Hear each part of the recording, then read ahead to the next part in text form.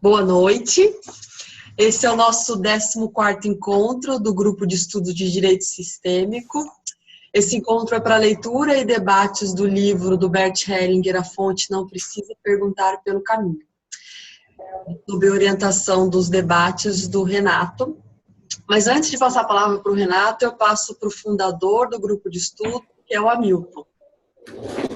Boa noite, Alice. Boa noite, eu vou fazer uma sugestão, porque é muito importante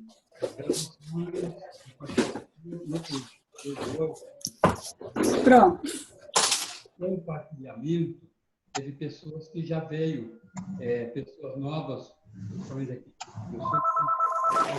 Então, a minha sugestão é que quando a Alice compartilhar o evento, a gente compartilhe também para outras pessoas que estarem tomando conhecimento, participarem conosco também.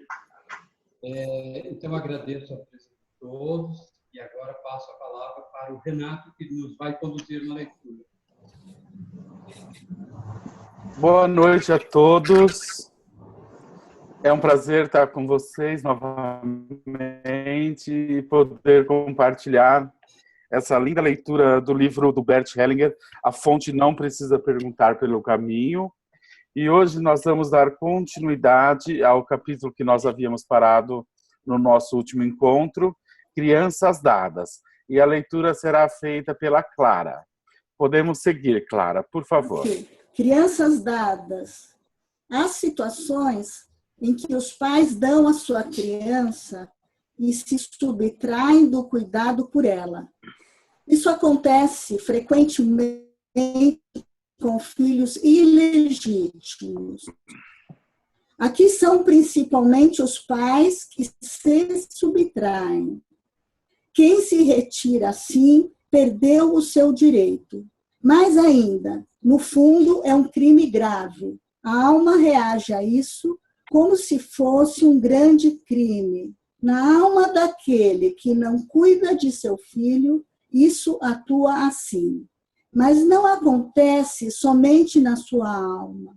Atua dessa forma na alma da família a qual ele pertence. Quando não reconhece que é um grande crime, algumas vezes um outro morre. Quando alguém deixa a sua família levianamente, isso é aqui muito importante. Muitas vezes, no sentido, eu vou me autorrealizar. Às vezes, uma criança morre ou se suicida. Não acho que, nesse caso, se possa acusar alguém de culpado pela morte. Isso seria naturalmente muito ruim. Seria arrogância vinda de fora. Somente observo os movimentos da alma.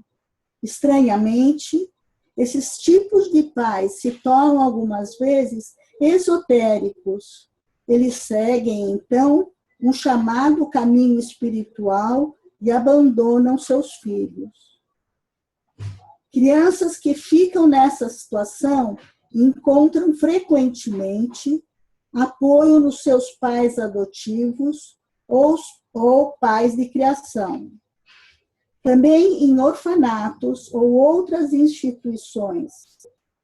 Mas essas crianças têm dificuldades de tomar o presente oferecido pelos pais adotivos ou pais de criação ou de uma instituição desse tipo. Esperam ainda que os pais venham e as acolham. Para tal criança, o movimento que cura seria olhar para seus pais e tomar a vida que eles lhe presentearam. Esse é o maior bem. Ela toma a vida em seu coração e dá o espaço total à vida saudável. E então se despede de seus pais de coração, dizendo-lhes: agora deixo vocês partirem. Agora renuncio a vocês para sempre.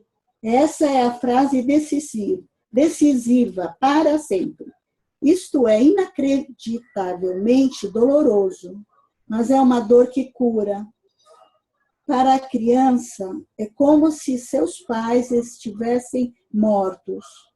Só aí é que ela pode se voltar para seus pais adotivos, ou pais de criação, ou para aqueles que cuidam dela. Assim, a vida que recebeu dos pais pode se desenvolver. Frequentemente, tal criança procura ou visita mais tarde seus pais. Com isso, tem a esperança de que possa reverter o fato de ter sido dada. Mas isso, via de regra, não acontece. Isso acontece somente em casos excepcionais. Na verdade, os pais se sentem culpados. Talvez queiram convencer a criança de como fora difícil para eles.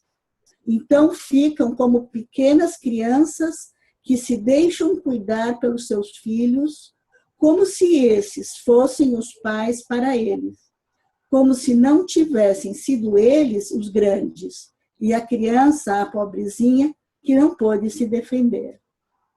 O fato de dar uma criança pode ser comparado a um aborto provocado. É um dar para sempre. A criança tem que reconhecer isso. Pode fazer isso quando adulta, quando criança não. Também não se pode exigir isso dela. Isso não é possível. O reconhecimento dessa realidade tem, então, uma chance, quando a falsa esperança se vai.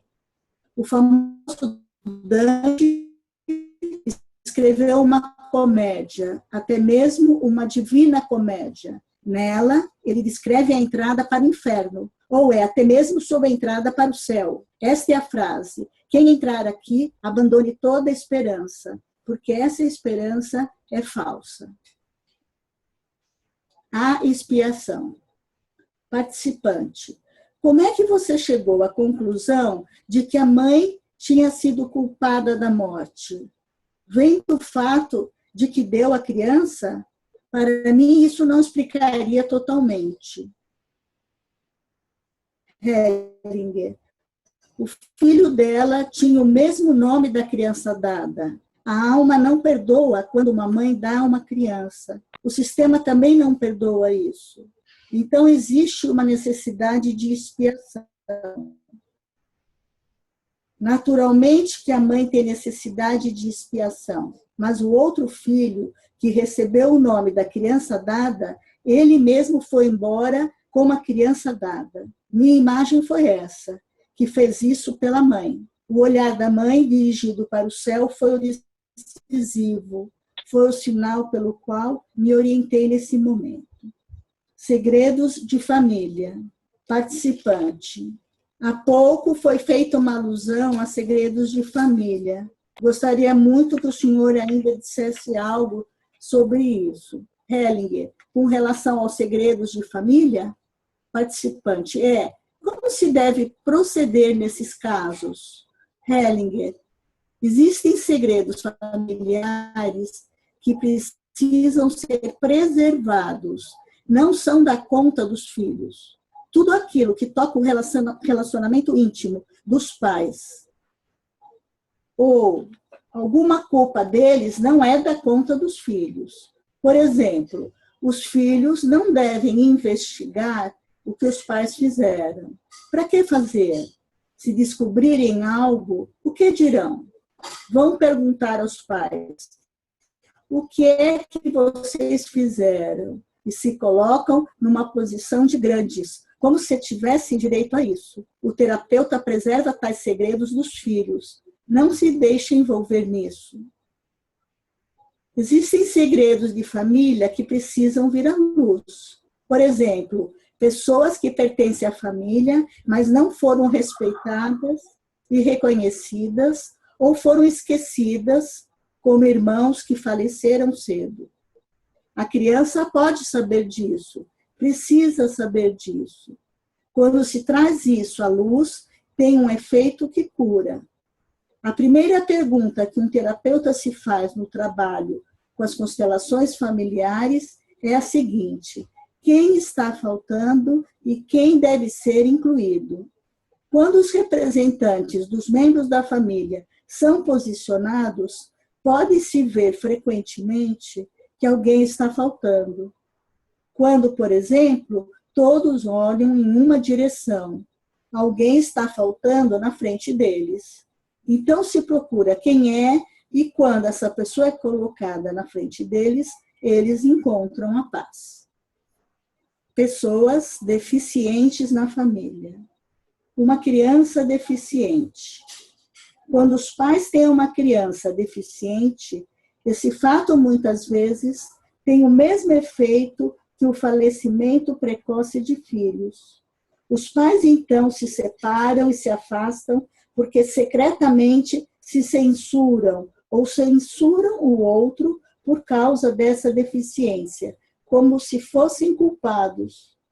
A solução aqui é que os pais olhem um para o outro e digam: é nosso filho e juntos vamos cuidar dele do modo que necessitar de nós como pais. Assim, os pais podem se aproximar, se apoiar e se fortalecer reciprocamente nos cuidados à criança deficiente. Esse é o primeiro passo. Irmãos deficientes. Isso tem também um efeito bem profundo nos irmãos, porque as crianças que são saudáveis não têm a coragem de conservar a sua saúde e tomar as suas vidas na sua totalidade, pois secretamente se sentem culpadas perante a criança deficiente, porque esta se encontra em desvantagem, enquanto elas têm uma vantagem. Assim, querem compensar. É semelhante ao que se dá nos relacionamentos humanos normais.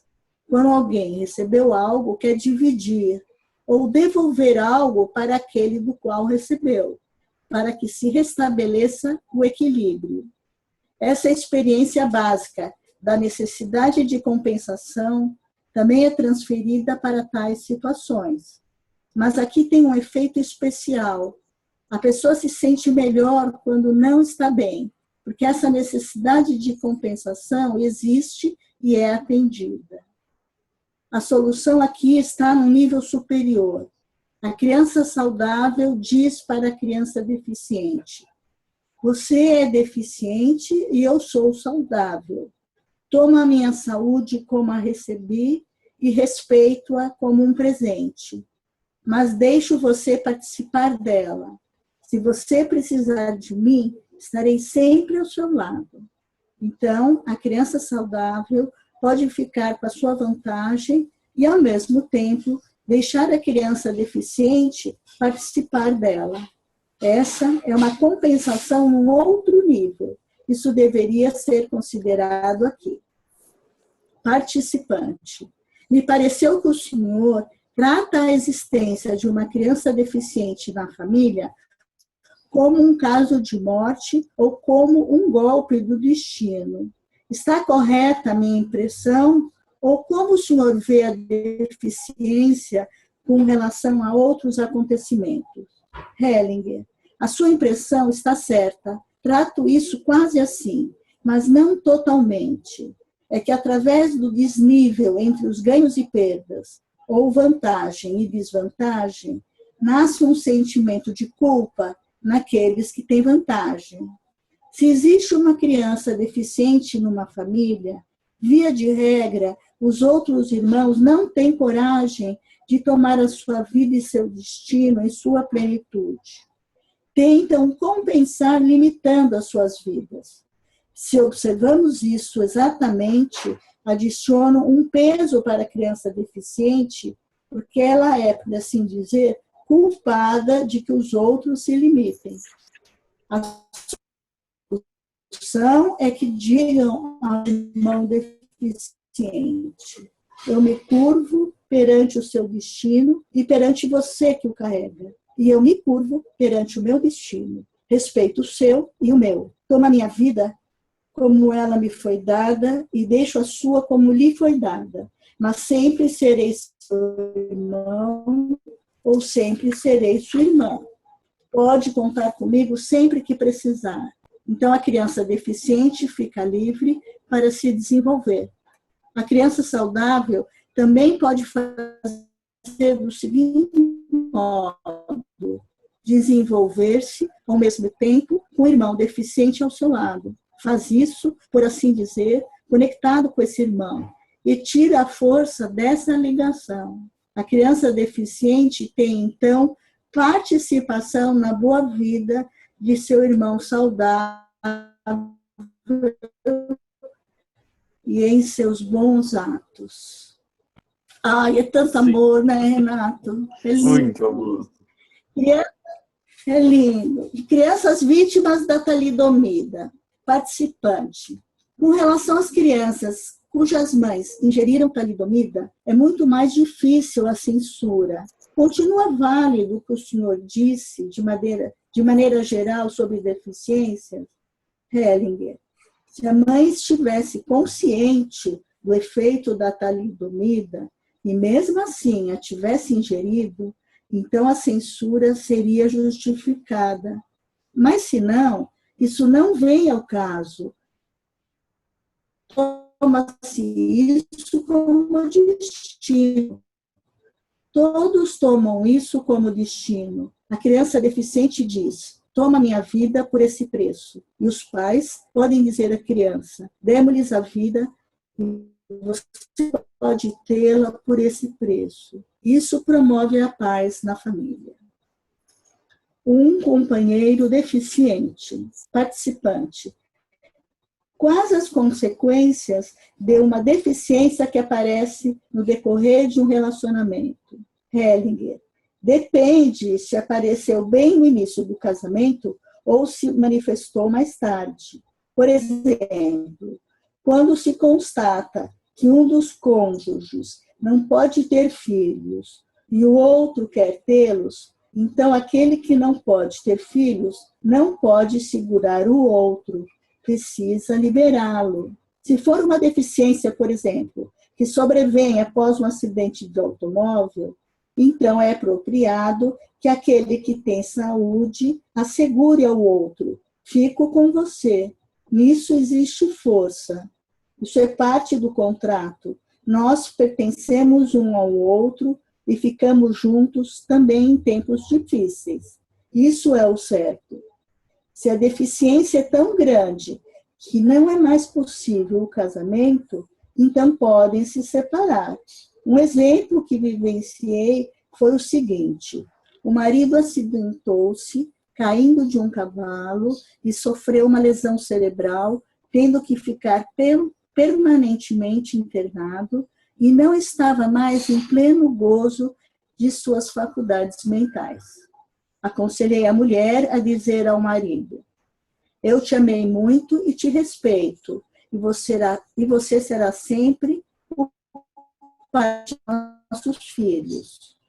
Contudo, agora considero terminado o nosso casamento e vou me dedicar a um novo parceiro. Ela fez isso. Nesse momento, a fisionomia do marido se iluminou, embora não estivesse plenamente consciente. Para ele, era adequado que não segurasse a sua mulher, porque não poderia haver mais nada em comum aí. Portanto, existem situações diversas. É preciso considerar o que é certo. Pais deficientes. Qual é o efeito que pode ter para os filhos quando a deficiência sobrevém durante o relacionamento? Uma família sempre carrega junto o destino de seus membros. Isso é o adequado. Às vezes, existem maus exemplos. O marido voltou da guerra, levou um tiro na cabeça e não regula bem. A mãe o rejeita e tenta se livrar dele. Mais tarde, isso terá nos filhos efeitos terríveis. Internamente, permanecem fiéis ao pai e talvez imitem o seu comportamento mais tarde. Portanto, concorda-se com isso. No momento em que concordamos com isso, não é tão ruim. Pode-se conciliar muita coisa. Participante. Minha mãe perdeu uma perna quando eu tinha 14 anos. Como é que os filhos devem lidar com isso? Hellinger, acariciar o coto da mãe ou da avó. É uma linda imagem. A força que... Só um minutinho, um pequeno intervalo, Clara. Tá bom. Eu quero fazer um pequeno intervalo, vamos ver se tem alguma dúvida ou alguma pergunta. Ou algum comentário.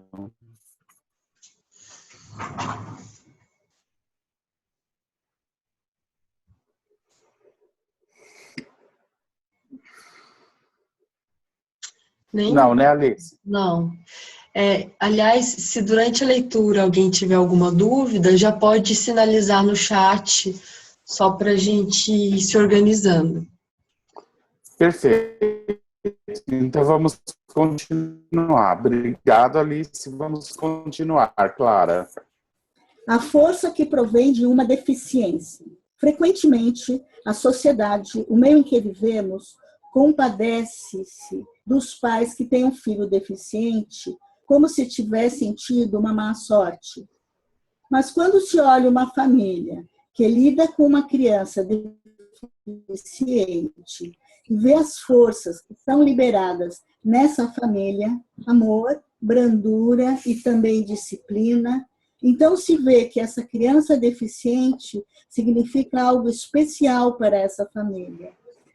É semelhante ao que muitas vezes uma doença significa para nós mesmos quando a tomamos. Uma família com uma criança deficiente ilumina ao seu redor. Muitas ilusões que se têm a propósito da felicidade e da vida são então atenuadas e dão lugar a um profundo apego à vida tal como é, e também com suas restrições e suas limitações. Aí eu acho que está faltando uma linha para mim. Hellinger para uma cliente. Você pode ver assim a sua doença, aceitar e respeitar a assistência que os outros lhe dão. Isso é muito importante. Reconhecer como uma dádiva a assistência que os outros lhe dão. Essa gratidão é para os outros uma compensação, o reconhecimento daquilo que fazem por você. Então é mais fácil para eles fazer isso por você.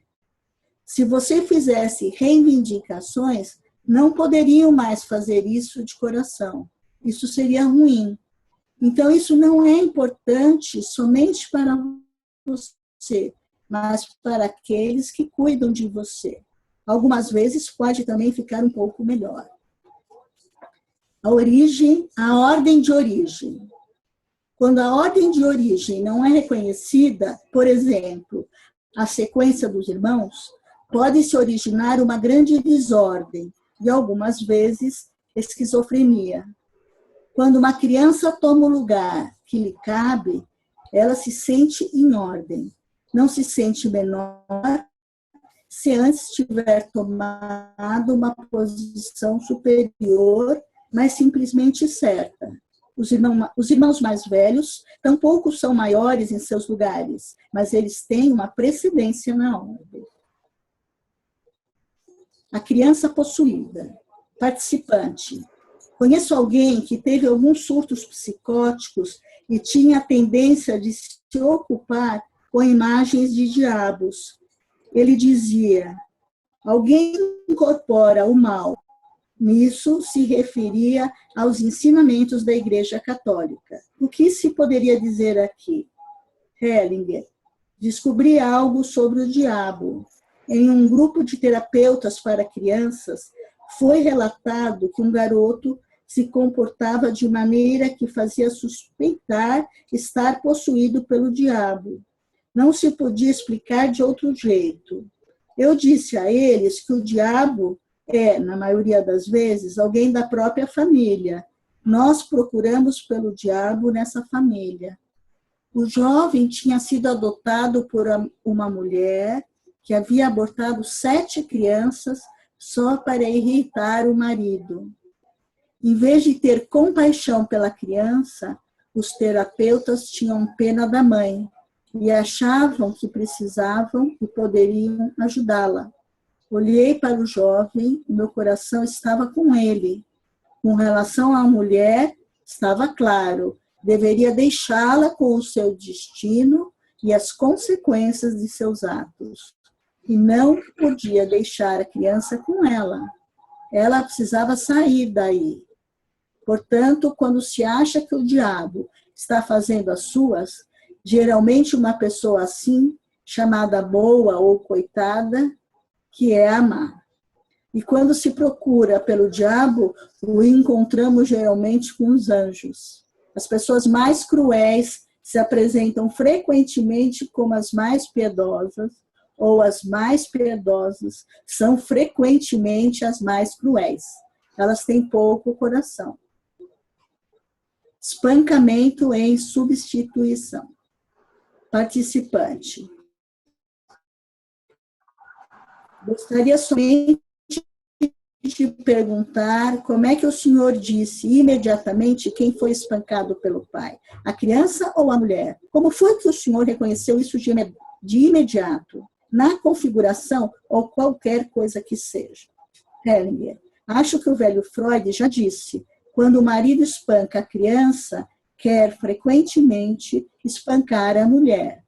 Ou a mulher, quando quer espancar o marido, espanca a criança.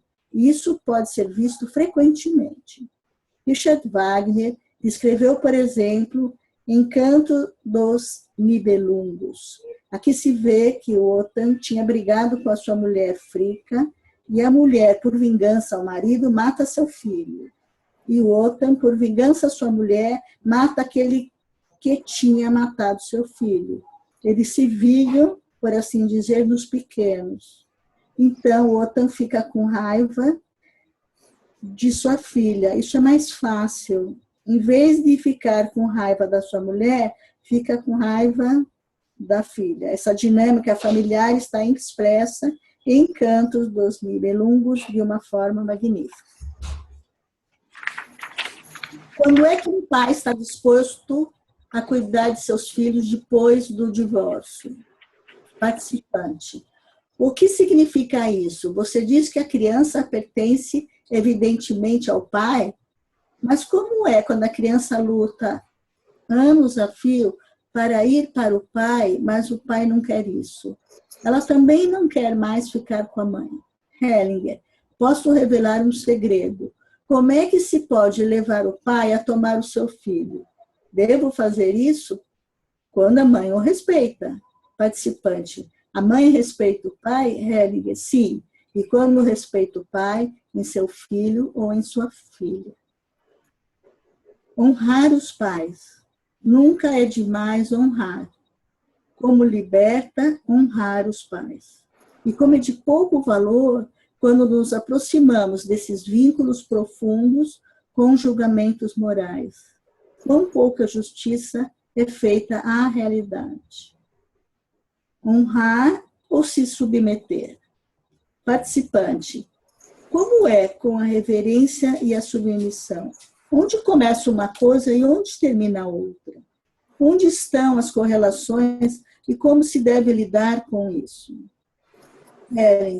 Muitas vezes o câncer ou também a obesidade se origina no momento em que uma mulher se recusa a se curvar perante a mãe. Então, essa mulher anda de cabeça erguida. Aqui, honrar e se submeter seria a mesma coisa, quando é uma submissão com amor. Então, isso é honrar.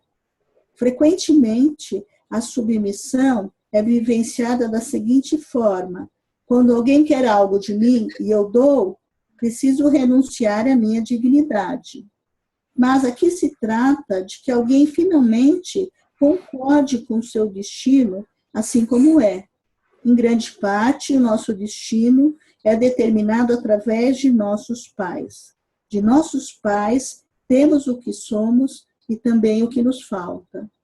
Os pais nos deixam um caminho livre e também nos limitam através deles mesmos, pelos seus destinos e sua origem, seja lá como for. Nesse sentido, quando nos submetemos com amor e concordamos com o destino, com todas as suas consequências, Esta é uma forma de submissão. Pode-se dizer também que é uma entrega. Essa é uma palavra totalmente diferente.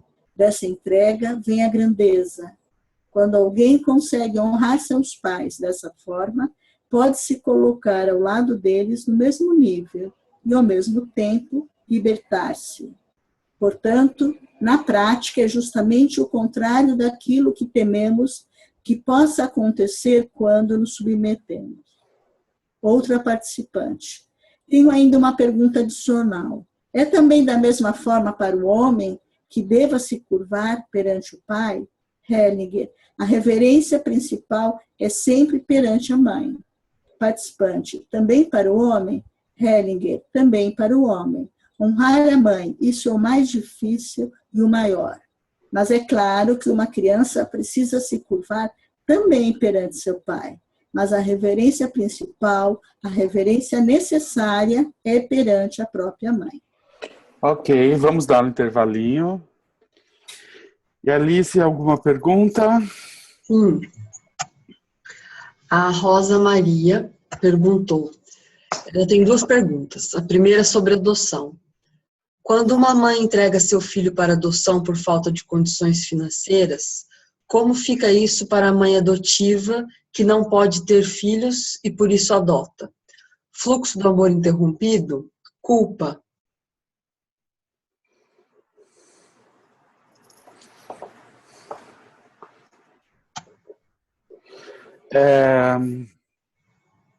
Bom, para a mãe adotiva, o efeito não importa muito. O que importa é o que leva ela a fazer a adoção.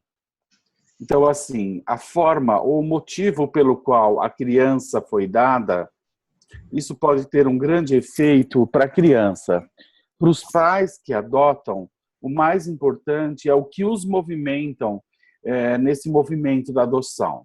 Se esse movimento da adoção é um movimento legítimo, porque esses pais adotivos sentem necessidade de compartilhar algo que eles têm, algo que eles receberam, ou seja, eles sentem necessidade de se doarem para uma criança, então isso é uma necessidade legítima de adoção. Então, de fato, eles podem receber essa criança, não importa por qual motivo ela foi dada, e nessa situação, eles podem amar essa criança, porque eles estão olhando para a criança.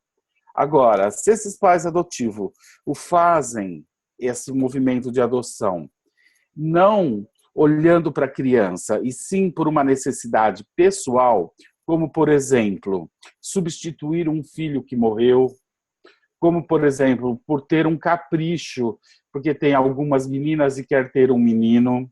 Ou seja, se a adoção ela é feita baseada nisso, esses pais eles não estão olhando para a criança, e sim para os seus interesses, esses pais adotivos. E isso pode trazer graves consequências no sucesso dessa adoção.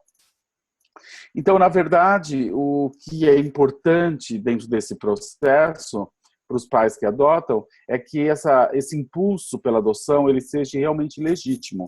Ou seja, que eles façam olhando para a criança e não para suas necessidades pessoais. Com relação ao fluxo do amor interrompido, sim, uma criança que é entregue para adoção, ela tem o fluxo do amor interrompido. Não tem como. É um fato e isso é inevitável e isso ela vai poder trabalhar ou tratar depois que ela se tornar adulta.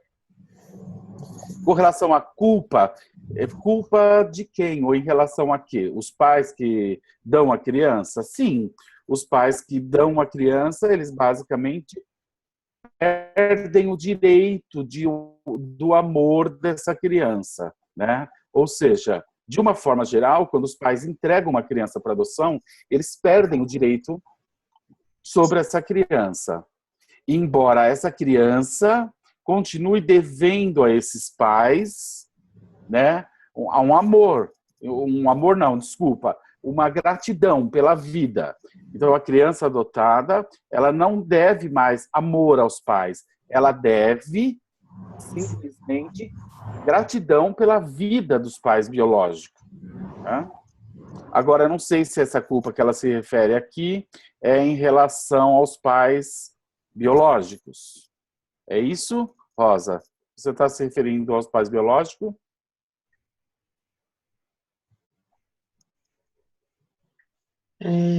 Vou esperar ela responder. Enquanto isso, Geraldo, não sei se você percebeu, se você está compartilhando com a gente a sua tela.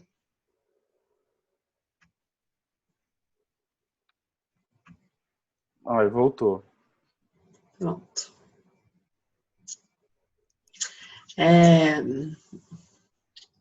Vou esperar que ela responda. Enquanto isso, a Bianca fez uma consideração. No caso dos pais adotivos, que têm adotado sim pelo desejo de serem pais, mas ao mesmo tempo respeitam a criança e inclusive incluem a família biológica sempre que possível. Qual é uma pergunta? Eu acho... Bianca, é uma pergunta ou você fez só um comentário? Espera aí que eu vou abrir seu microfone. Pode falar. Renato, é uma pergunta. O desejo legítimo dos pais adotivos é, sim, exercer essa paternidade, essa maternidade por razões de infertilidade. Mas entendem que existe aí uma gratidão em relação aos pais biológicos e, na medida do possível, tentam incluir essa criança no convívio com a família biológica. Como que fica essa questão do legítimo interesse dos pais adotivos? Tá. De incluir a criança na família dos pais biológicos, ela pode ser boa ou não. O resultado disso tem que ser avaliado dentro de um contexto maior. O que significa isso? Significa o seguinte, que muitas vezes, quando os pais entregam uma criança para adoção, eles perdem o direito dessa criança. Isso significa o quê? Que essa criança, de alguma forma, ela deve se despedir desses pais biológicos. Realmente se despedir. Dizer para eles, eu sou muito grato e tomo a vida que vocês me deram, mas eu me despeço de vocês, agora para sempre. Isso, na maioria das vezes, é o que é o melhor para a criança. Então, isso significa que esses pais adotivos quererem forçar uma relação desse filho para esses pais biológicos pode ser uma situação totalmente inadequada. Por quê? Porque, na verdade, às vezes o que esse filho precisa fazer é se despedir definitivamente dos pais biológicos. Porém, existem situações onde os pais biológicos eles não entregam necessariamente o filho para adoção, mas eles aceitam que uma família venha ajudá-los no processo de criação. Então, eles, na verdade, não entregam o filho, mas eles aceitam, sim, que um casal queira compartilhar com eles em função de que eles não têm um dinheiro e os pais, o casal que tem condições financeiras, queira ajudá-los. Então, nesse caso, essa criança... Nesse caso, a criança ser inserida dentro do contexto da família dos pais biológicos e ser respeitado, isso de fato é uma boa solução. Então, isso precisa ser avaliado de perto para podermos dizer isso pode ser bom ou não para a criança. Isso tem que ver o efeito para a criança. Renato, nos casos também de destituição de guarda, os pais não necessariamente entregam os filhos para adoção, os filhos são removidos da família, né? Esse também seria exatamente um caso de não adoção, assim, a família adota aquela criança, mas os pais biológicos não entregaram os filhos para adoção. Muito obrigado, Alice, de você colocar essa situação. Nessas situações, também os pais que adotam terem respeito pelos pais biológicos e permitir esse convívio também pode ser muito adequado para a criança, porque de fato esses pais biológicos não entregaram essa criança, as crianças foram tiradas. Então, esse convívio com esses pais biológicos, mas tendo uma responsabilidade dos pais adotivos, pode ser uma situação onde esse convívio pode ser muito útil para todos. Bem lembrado, Alice. A Rosa complementou em relação à culpa na relação da adoção. Ela fala da culpa dos pais biológicos de terem entregue as crianças e na culpa dos pais adotivos que possuem mais recursos financeiros para criar a criança. Com relação à culpa dos pais biológicos, isso é um fato inevitável. E isso funciona na alma como se fosse, como o Bert diz, um crime. De uma forma geral, esses pais biológicos que entregam a criança para adoção, eles se sentem quase como assassinos. Então, a culpa realmente é algo muito forte e importante. Com relação aos pais adotivos que têm condições financeiras e em relação aos pais biológicos que não têm essa condição financeira e entregaram a criança, isso não é relevante.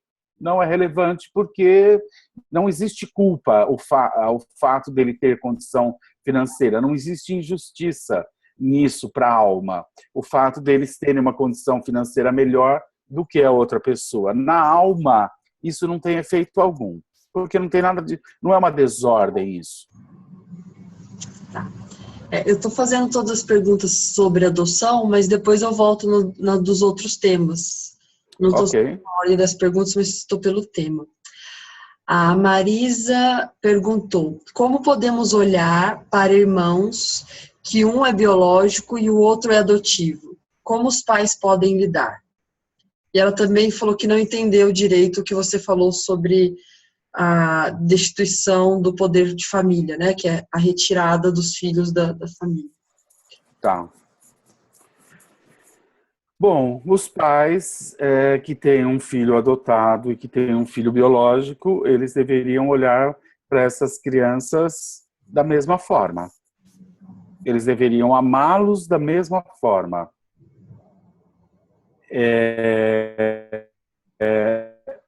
Isso seria a atitude, se a gente for falar de como eles deveriam proceder, sim, deveriam proceder dessa forma. Com relação a filhos que foram destituídos da família, que ela não entendeu, por exemplo, uma mãe, ela é drogada, tem problemas com álcool, e o pai também tem problemas com drogas, é feita uma denúncia sobre o Conselho Tutelar, vai lá, avalia que esses pais não têm condição de criar a criança. Então, significa que eles retiram essa criança da família, desses pais. Esses pais, eles não entregaram essa criança para adoção, embora eles tampouco tenham total condição de criar essa criança, mas eles, por vontade própria, eles querem continuar com a criança. Então, quando uma criança ela é destituída da sua família de origem, isso não é uma vontade dos pais biológicos. Sim, isso é algo que acontece por uma terceira pessoa, no caso, um juiz, que julga que esses pais não têm condição de criar. Então, quem adota essa criança, ou quem assume a responsabilidade por essa criança, permitir que essa criança frequente a casa dos pais, pode ser uma boa solução, especialmente se esses pais querem ver a criança e se a criança também quer ver esses pais. Por quê? Porque, nesse caso, os pais biológicos, eles não entregaram a criança foi subtraída deles, porque, de alguma forma, analisam ou entendem que eles não devem cuidar da criança. Então, isso é totalmente diferente de quando os pais entregam, por vontade própria, a criança para adoção. Quando eles fazem isso, eles perdem aí o direito sobre o amor dessa criança. Por quê? Porque eles entregaram a criança para adoção e fizeram isso de vontade própria, diferente de quando um juiz subtrai uma criança de pais que eles entendem que não têm condição de cuidar da criança. Não sei se agora eu consegui ser mais claro. Tem uma pergunta ainda da Rosa. Alice, Oi, Marisa. Pode falar. posso falar? Lógico. Eu tô um pouco enrolada aqui também com a tecnologia. Não estou conseguindo me ver, estou vendo só você.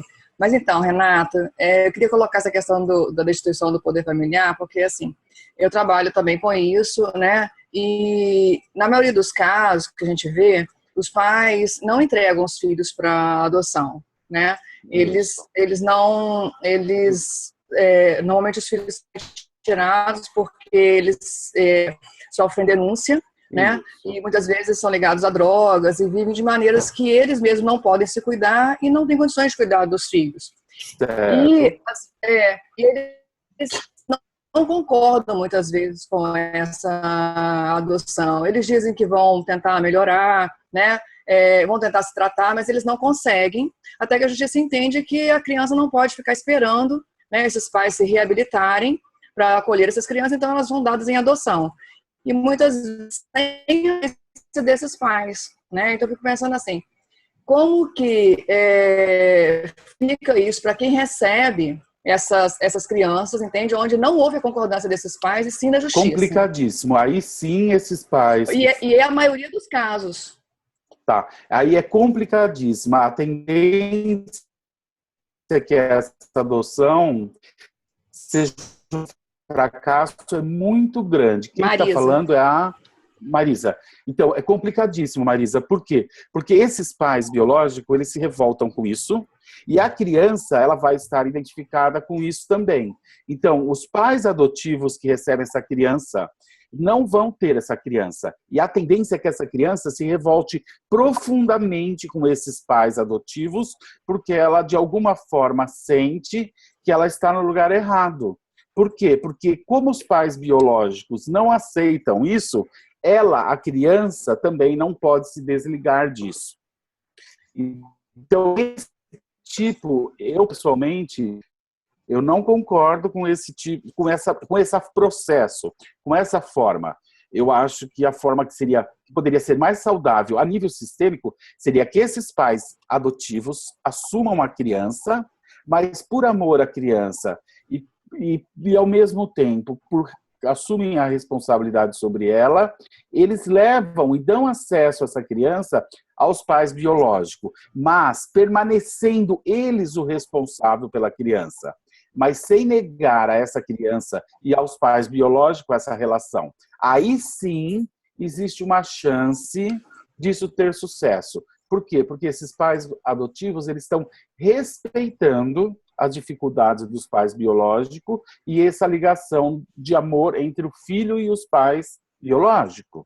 Então, aí esses pais adotivos, eles estão fazendo algo realmente grande, não só pela criança, mas por toda aquela família. Então, aí tem alguma chance de dar certo. Caso contrário, a chance é muito pequena. Esse filho vai se revoltar. Então, Renato, a gente está dentro de um grupo também de direito sistêmico, né?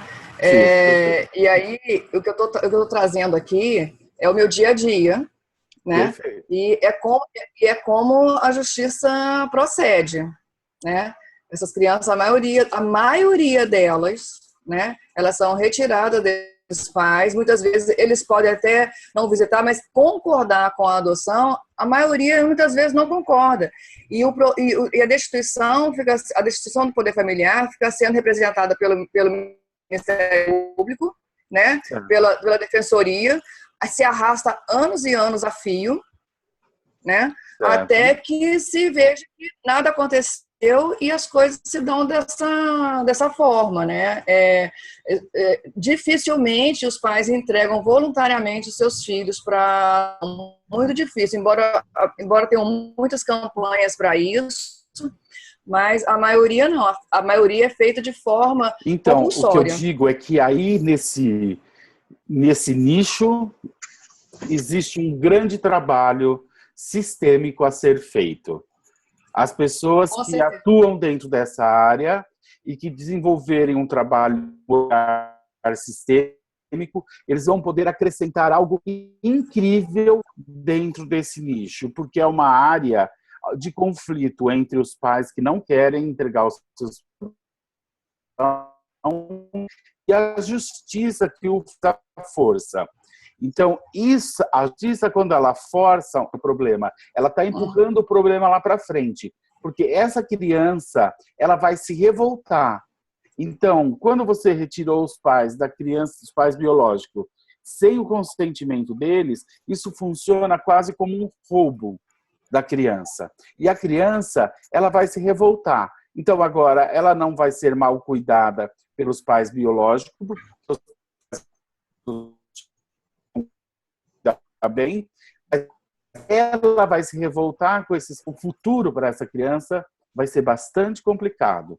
Então, aí nesse núcleo é que eu vejo a necessidade, ou é onde um trabalho sistêmico poderia fazer uma diferença absurda e encontrar uma forma de buscar uma solução aonde todos fossem respeitados e entendessem qual é o melhor lugar, ou o lugar mais seguro para essa criança estar. É um nicho, uma área da legislação ou desses processos de adoção, onde tem muita coisa para evoluir, onde tem um trabalho maravilhoso que pode ser feito aí.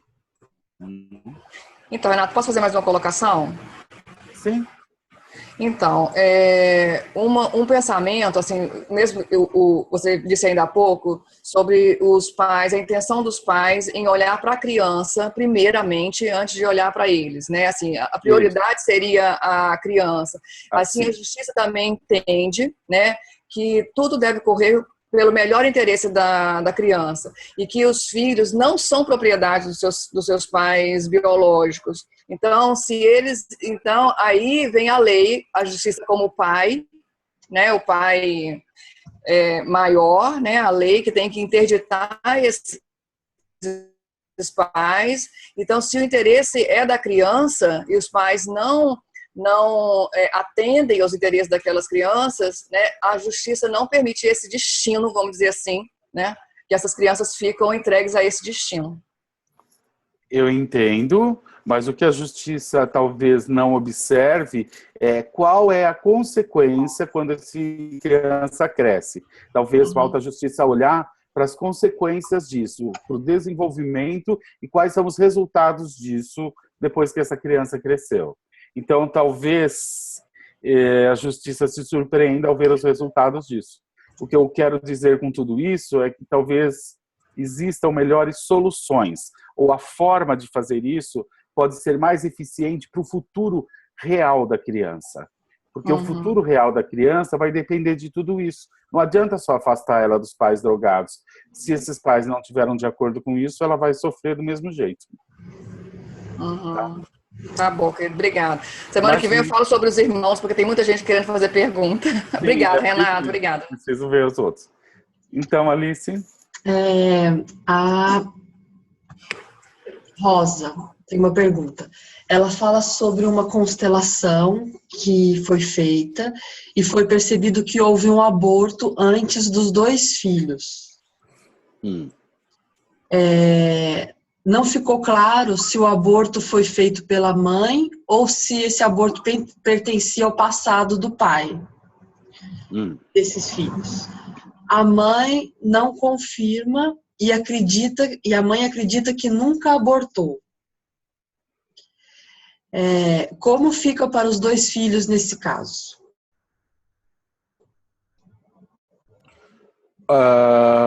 Que idade tem esses filhos? Rosa, se você quiser abrir o microfone e falar.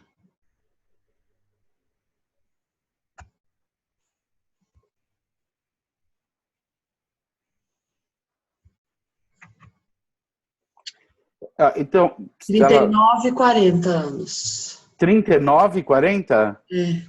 Tá, não depende mais desses pais. Depois que a criança cresce, e se aparece numa constelação irmãos que foram abortados, não importa se é do lado do pai ou se é irmão de ambos, o que cabe a esses filhos adultos é tomar esse irmão, independente de que os pais confirmem ou não.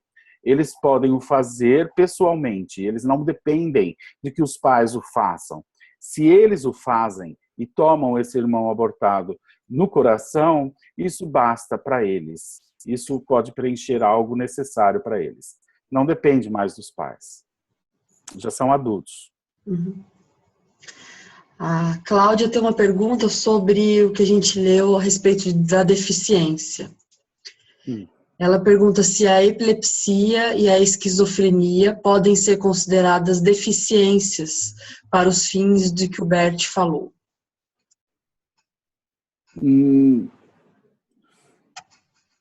Não.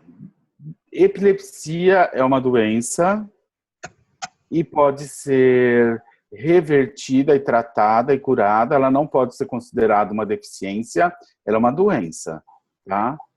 E é uma doença, da maioria das vezes, sistêmica. E a esquizofrenia, a mesma coisa, ela é uma doença.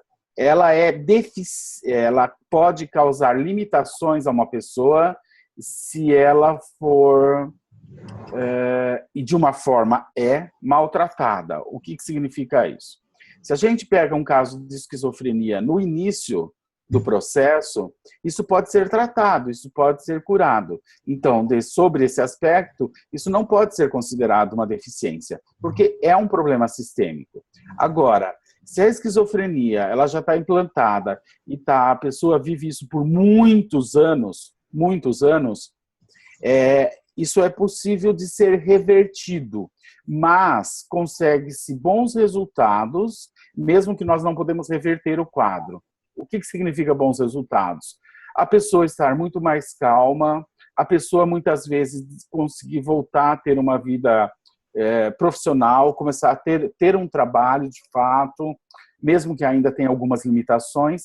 Então isso não pode, eu pessoalmente não consigo considerar essas doenças como uma deficiência. Não consigo. E a Sônia fez uma consideração. Sônia, se você tiver com o microfone e quiser compartilhar com a gente. E o mesmo vale para a Bianca. Bianca, pode abrir seu microfone e compartilhar esse caso. A Bianca conta um caso que ela acompanhou.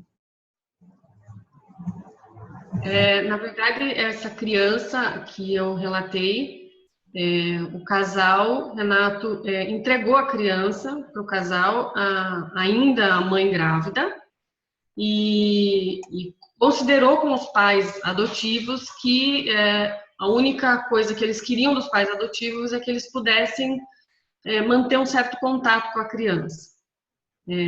A justiça tomou algumas atitudes bem complicadas, como colocar a criança num abrigo por um tempo, e fez uma bagunça danada, mas a gente conseguiu reverter.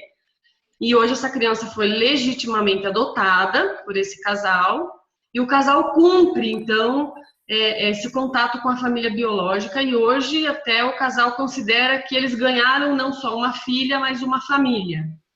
A minha dúvida a criança parece estar curtindo isso, porque ela relata, inclusive para mim, sobre os irmãos que ela tem, sobre os outros tios e os outros avós. A minha preocupação é isso na vida adulta dela, quando ela tiver consciência efetiva de que os pais biológicos entregaram ela para os pais adotivos.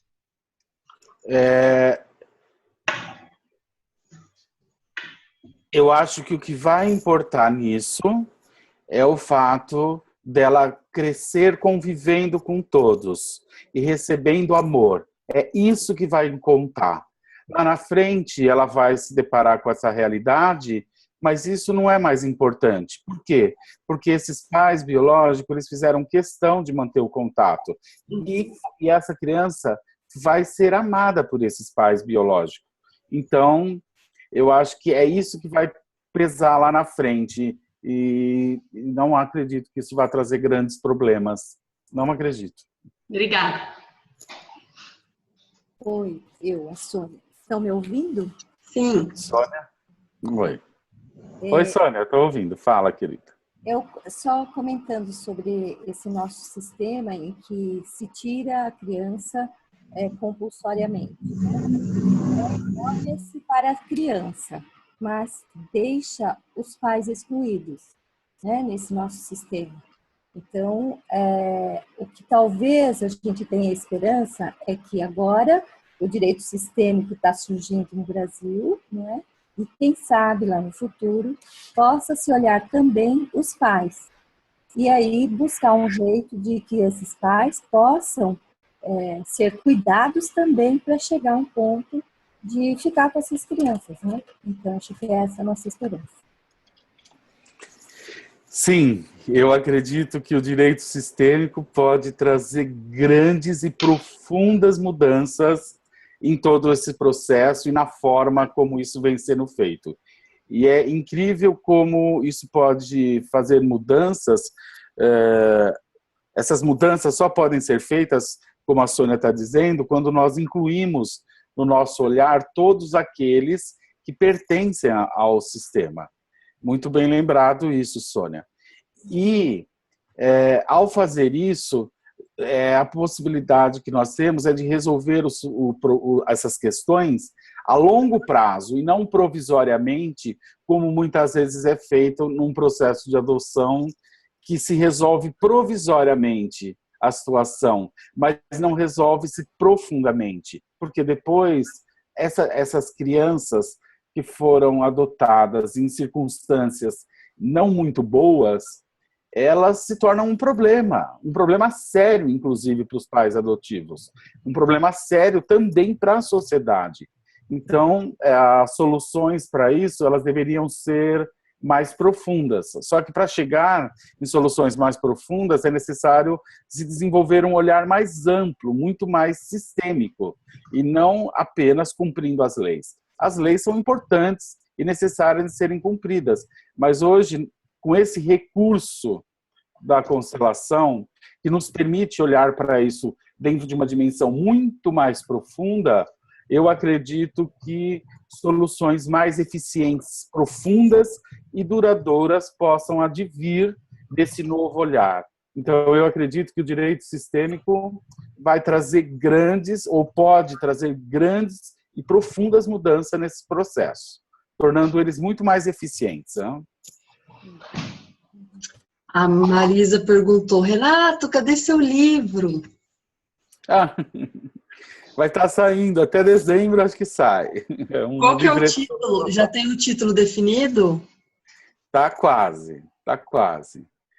Adoção, começa com adoção, mas ainda a gente está faltando alguns detalhes técnicos. Mas até dezembro sai. Tá chegando. Temos tempo para mais uma pergunta, Renato? Eu estou à disposição, podemos. A Bianca pergunta sobre os filhos não reconhecidos pelo pai. Eles devem olhar com esse mesmo olhar de despedida? O que acontece com esse filho que entra na justiça e exige o reconhecimento? Inclusive, não só reconhecimento paterno, sanguíneo, né? Tem agora... O reconhecimento afetivo, né? É isso que eu queria lembrar. Isso. É uma pergunta? Não, é uma pergunta, porque...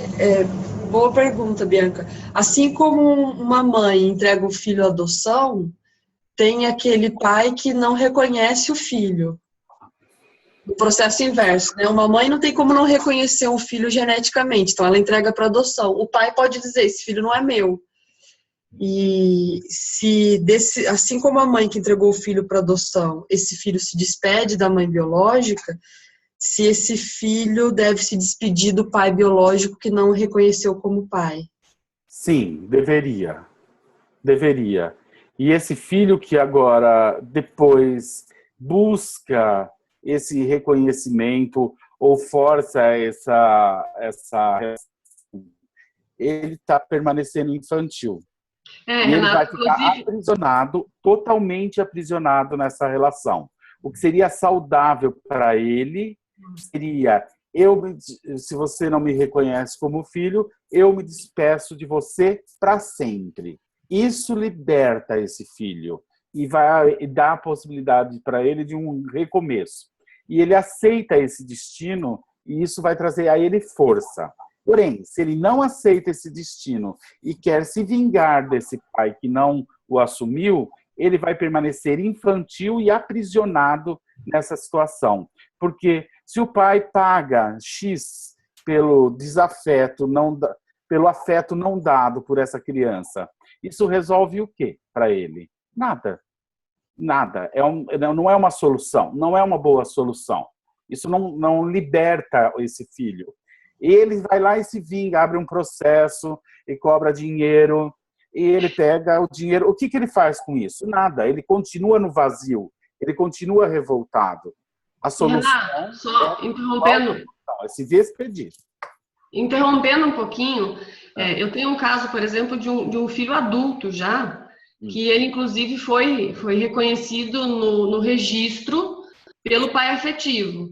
Mas ele entrou na justiça, já adulto, ele não quer nada, ele não quer dinheiro, ele quer apenas o reconhecimento para que os filhos dele possam ter conhecimento da sua ancestralidade, a legítima ancestralidade. Ele disse para mim assim, eu não quero que os meus filhos tenham no registro deles uma mentira, porque o meu pai biológico não é essa pessoa, é outra. E esse pai, realmente, ele nem compareceu nas audiências, nada, foi feito DNA, deu positivo, mas ele não quer nem saber do filho. E o filho está satisfeito com o reconhecimento só da paternidade. Esse filho também não conseguiu se despedir? Não, esse conseguiu se despedir. Porque quem se despede não espera nada. Uhum. Então, quem se despede não espera nada. Ele só quer a confirmação. Tipo, eu vim dali. Né? E para dizer para os seus filhos, olha, você veio de lá. Então, mas ele não espera nada. Ele tem direito de saber, todos nós temos direito de saber de onde nós viemos, mesmo que esses pais não cuidem dos filhos. Mas isso é um direito do ser humano. Então, esse homem, ele tem o direito de pedir isso. E se é através de um processo, tá tudo certo, porque ele tem o direito de saber disso. Agora, esperar algo desse pai é o que seria aprisionante para ele. E não esperar nada é uma atitude muito madura dele e que, com certeza, é alguém que está fazendo algo de bom da vida e não se vitimizando pelo seu destino. Obrigada. Imagina. A Mônica perguntou o que é reconhecimento afetivo, né? A Flávia definiu muito bem aqui no bate-papo. Mônica, é que existe uma ação agora recente de indenização por abandono afetivo, que é quando esse pai biológico não reconhece a paternidade ou se reconhece não cria o filho. E é uma ação bem recente, assim, acho que tem menos de 10 anos isso, esse primeiro julgamento. E é disso que a gente está falando, dessa busca jurídica por uma indenização pelo não afeto, pelo afeto não dado. Obrigado. Bom. Mais alguma coisa, Alice? Não, tem uma conversa muito boa que depois eu vou gravar e deixar no vídeo, que são essas explicações sobre o abandono afetivo. Que ótimo. Bom, então, vamos ficando por aqui? Sim. Então, perfeito. Muito obrigado a todos. Foi um grande prazer estar com vocês essa noite. E eu devolvo a palavra ao Hamilton e à Alice. Boa noite a todos. Boa noite, gente. Até terça-feira.